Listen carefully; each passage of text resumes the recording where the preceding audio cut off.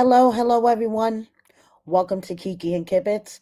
It's me, Mary, and I'm here today with a long overdue Love After Lockup, Life After Lockup, Love During Lockup, Word on the Street. Andrea and Lamar, what the heck is going on with them? Is she going to return him to the hood? And Mikey is moving back to Kentucky away from Chelsea. Let's hop right into this. First off, some personal news, some sad personal news over here. This episode is dedicated to James Specimen, also known as Uncle Jay in this house. He was my husband's best friend, my son's godfather. He was the best man in my wedding so many moons ago. He was a huge part of my family, a huge part of my husband and my son's lives, and a huge part of mine. I'm not going to lie. When you have over 380 something pictures of someone in your iPad, that tells you how much of a huge part this person was in your life. Unfortunately, he battled demons, alcoholism mainly, and he passed away on his 57th birthday on Tuesday of liver failure due to long term alcoholism. So, this episode of Word on the Street is dedicated to Uncle Jay. Until we meet again, be easy, man. So, Andrea and Lamar, what the hell is happening with these two? Okay. As I previously reported, Andrea had posted to her story, "The liar knows what the lie he told. Accountability is the only road to forgiveness. The truth will set you free. God always knows the truth. Do you not fear him?" So I was like, wait a second. Is she talking about Lamar? I mean, who else could she be talking about? Now, back at Christmas, she wasn't too happy with him. Okay. Lamar posted this picture and she commented and really quickly deleted it. "Is this how you're deciding to spend your Christmas? Looking stupid? You have kids and grandkids. Why not go spend it with them? Hashtag arrested development. Hashtag you're almost 50." Now, she just posted today, "Don't make me give you back to the hood." Is she talking about Lamar? Is she about to kick him out on his ass and return him back to the streets where he came from? I certainly hope not. This is one of the OG couples. They've been together, for more than a minute. So I really, really hope that, this is not about Lamar. But we all know it probably is. And when Andrea says, she usually follows through. Okay, I'm binge watching from season one, and I've already gone through the Andre and Lamar seasons, and yeah, Andre ain't no fucking joke. Rob and Tia are living their separate lives. Rob was at New York Fashion Week. Tia's doing her thing. Kate and Kaylee, the one that Hunter chose and the one that Hunter rejected. Jamaica, she's clearing it all up. Okay, she is like, listen, there was never a substance case with my name on it. So this is what she said. "I'm ready to talk about, why would we go on TV if he was dealing drugs in prison?" Yeah, that makes sense. Question number one. Number two, they said somebody uncle sent me 500 on July 17th. Laughing my ass off. Where? I bought my door ring camera that day. Hell, y'all have to stop believing everything you see. Y'all sending me prayers for nothing. I don't have a charge. I'm back on his visitation list. They weren't supposed to take me off in the first place.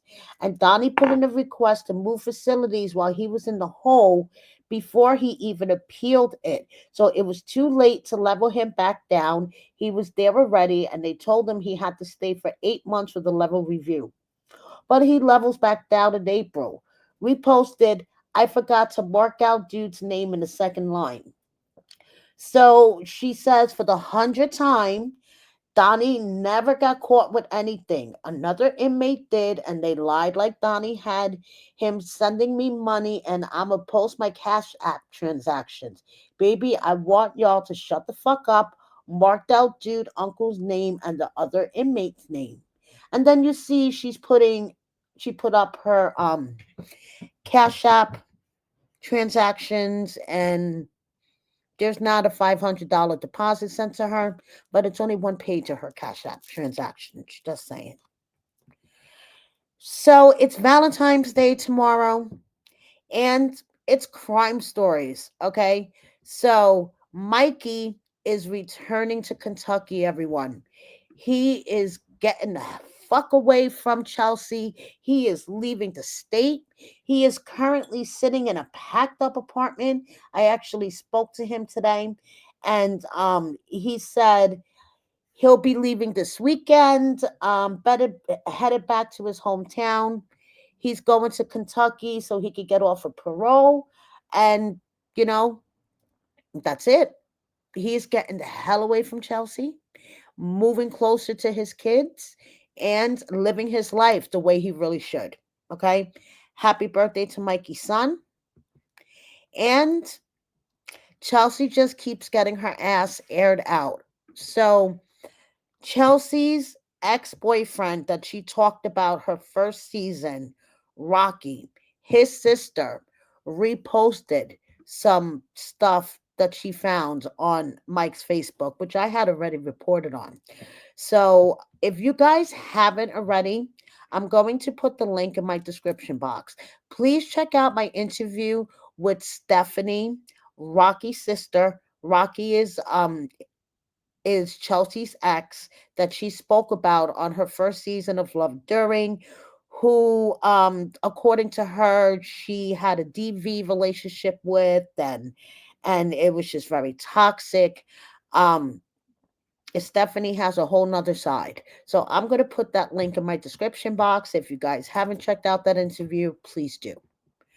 So, Lindsay's crime story, she joined me for a recap. If you haven't watched it, please do. Not only do we talk about Garrett and how much of a snack he is, but we talk about how Lindsay went from this, okay, to this. And I think that is quite an accomplishment. You don't have to be a Lindsay fan.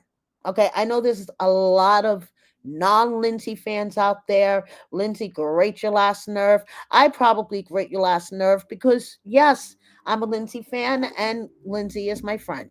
Okay. But the one thing you have to give the girl credit for, even if you don't like her personality annoys the shit out of you, her voice annoys the shit out of you, is how far she has come. Okay, because basically she went from this to this. Just saying. So while she was recapping the episode and we were talking, Lindsay also wanted to address this, which is a letter from Miley's father that he wrote to the judge before Lindsay was sentenced the second time when she wrote fuck you in Scott's desk. Yeah, so if you haven't checked out my recap, please do, because Lindsay and Miley responds to this. So, congratulations to Garrett. He was the other subject of crime stories. Him and his girlfriend are having a baby. His crime story was actually very touching. Okay. How he finally made amends with his father at the end when he bought him the laptop. And his counselor, Miss Jessie. Just, those things were just so heartwarming and honestly, deep, not for nothing. So, moving on, the next episode of Crime Stories is going to be Brittany and Quaylon. And speaking of Brittany, it is her younger son, Rebel's birthday. And Brittany looking gorgeous as always. Rob, as in Robin Teeny, unfortunately, he failed his CDL test As you guys may or may not know, he was studying and practicing for the test because, he wants to be the provider for his family and, make good money as a truck driver. But hey, a lot of people fail the first time. A lot of people fail their regular driver's license test the first time. My son did. I have a friend who actually failed 7 times because of parallel parking. If you hit the curb, it's an automatic fail. So she failed 7 times because of that. Finally passed on the eighth try. So, Rob, don't be so hard on yourself. Just practice, practice, practice, and try again. Heather, Dylan, and Marissa, because of course it wouldn't be word on the street without them. Heather is back in, well, she never left, but her psychosis is acting up. Let's put it that way. So she's saying that $300 in cash, um, sunglasses, her jacket, her hat, etc., have been stolen from her. So she is just documenting everything on her Instagram. Meanwhile, Dylan is treating us the way that you see it, um, with shirtless pictures all over. Everywhere I look, there's a shirtless picture of Dylan. Could be a treat or a trick, depending on the way that you see it. So, Marissa says, my mom always taught me to write my name on my belongings. So, Marissa's name is tattooed on Dylan. Yeah, those two are really fucking toxic. And speaking of toxic, Mandy and Maurice are still, pushing their GoFundMe, prefer cash apps, but, they have a GoFundMe going. And before I let you guys go, just a couple of miscellaneous updates. Um, we have Mike and Justine. Their new song is Goofy. To me, they're goofy. They have a billboard on the Vegas Strip. Goofy. Next season of Life After Lockup, word on the street, a little birdie told me they're going to be having a wedding, which is goofy AF. But anyway, everything about them is goofy. We have Hope looking forward to a photo shoot. We have Zariah, Bianca, and Renika. Key Rock, who is on a total workout kick now, okay? And he says, if you think I'm rich because I was on a reality show, unfollow me now. And we have a throwback picture of him and Brittany. We have Red, who I haven't seen on the gram in a while. And remember agitating, annoying Ayana? Yeah, the stripper who cried because she was gonna have to serve time for a DUI. This is her and her daughter. I think her daughter's adorable. Ayana herself, annoying as fuck, but her daughter's adorable. And speaking of adorable kids, Jessica's son, who is his grandfather's helper, and Jana, I'm sorry your team lost. We have Sam, who was with Rick, who is out and selling beauty products. Yeah, that's what she's selling. And speaking of selling, if you want to sell a home or buy a home, Louis your guy. And we have Deontay's baby mama Addie, 5 months with a bump.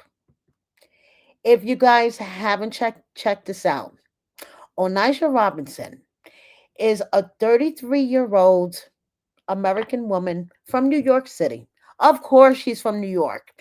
She basically went over to Pakistan to meet her 19-year-old internet lover, and it turned into almost an international incident. I'm going to put this link in my description box. If you haven't checked out my video about this, please do. This honestly has kept me entertained this week. I'm being really upset about the loss in my family. Onijah, wherever you are, and I hope you're okay in Dubai because we haven't heard from you in about 2 days in Dubai. Thank you for the entertainment. So, Before I let you guys go, I just want to say the problem with closed minded people is that their mouths are always fucking open. Thank you so much for watching me. James Busman, this episode is dedicated to you. One more thing, please like, share, subscribe. One more thing, make sure that you are subscribed because YouTube likes to play games and they'll unsubscribe you and you won't realize for like 3 months. And one more thing, please consider joining my membership. Thank you so much. See you next time. Be easy, man.